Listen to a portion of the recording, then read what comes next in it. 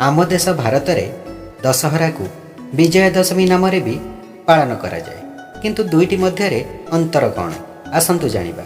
दशहरा एवं विजय दशमी दुईटी को गोटे दिन में पालन कराए, किंतु दुईटीर कहानी भिन्न अटे। यही दिन दुईटी महान घटना घटी, जहाँ मध्यरु गोटिकरे माता दुर्गा महिषासुर को बद्ध करथिले, अर्थात अधर्म उपरे धर्मर विजय होइथिला। एथिपाई एहाकु विजय दशमी नाम पालन कराए। अन्यपटे भगवान रामचंद्र रावण को बद्ध करथिले, अर्थात खराब कर्म उपरे भल कर्मर विजय होइथिला। एथिपाई दिन समय माँ दुर्गा पूजा कराई विसर्जन कराए एवं संध्या समय रावणर प्रतिमूर्ति को जला जाई दशहरा पालन कराए। यही दुईटी कहानी आमको यही शिक्षा मिलुछि जे विजय सबुबले धर्मर होइଥାଏ।